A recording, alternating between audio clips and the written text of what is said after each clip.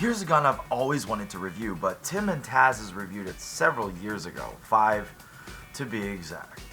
We still have a presenter called Tazz. Tim looked like he was 3 sizes smaller. And here's our blast from the past subject topic, the APO bolt action sniper rifle by ASG.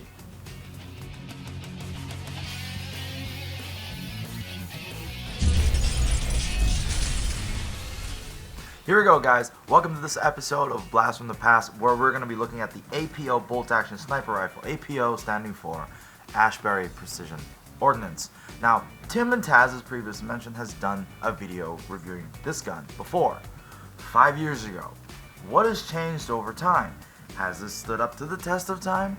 And kind of, to be honest, it's a relatively recent gun, but it kind of already has a classic look to it.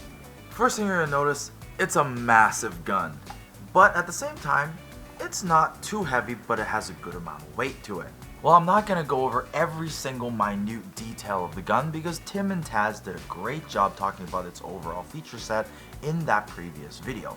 What I am going to talk about though is 2 things. 1, the hop up, and 2, the action and the trigger. So let's talk about this action first.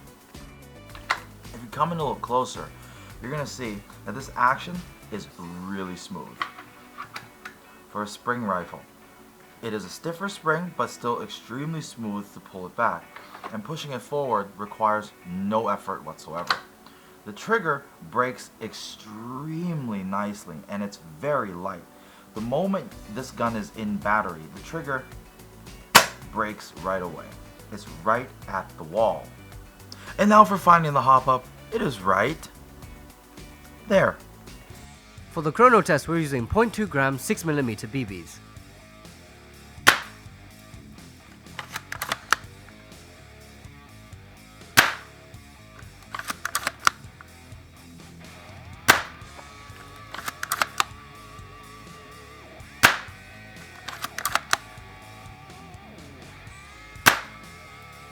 And it clocked in at an average of 410 FPS.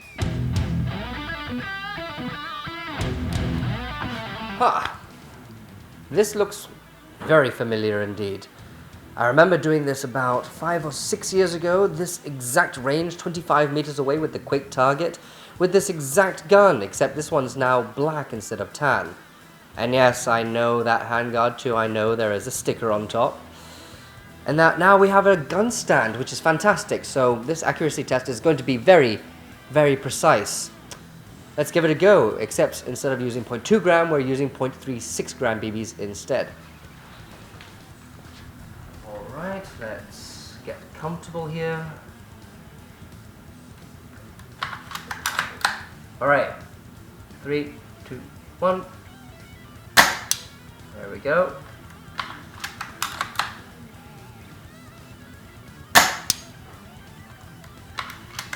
Even though there's a stand, I still feel as if I have to keep this very stable. There we go.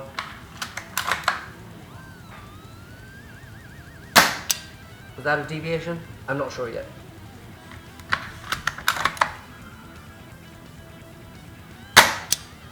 I'm in a very awkward leaning position.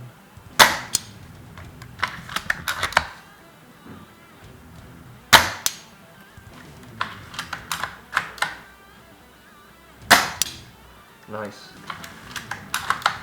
Last one. Make it good. There we go. Okay, let's take a closer look at those results.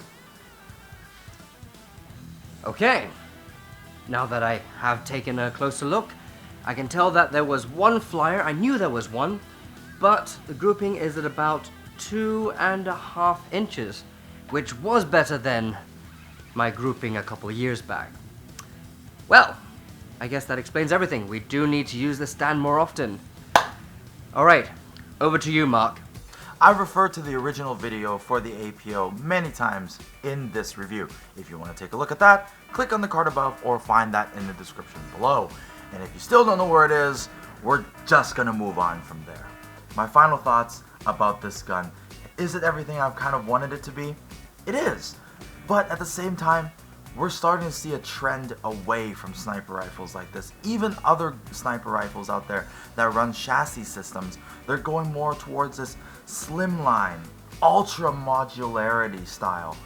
And guns like this, these big, beastly looking ones, are kind of more relegated towards a classic style now, even though this runs an extremely modular chassis system. But what do you guys think? What are some of your favorite sniper rifle models out there? And most importantly, what other Blast from the Past videos would you guys like to see us do? So for this product and many more, don't forget to visit our online store at www.redwolfairsoft.com. My name is Mark, aka Blue Steel, and I'll catch you guys on the next episode of RedWolf TV. Have a good one, guys.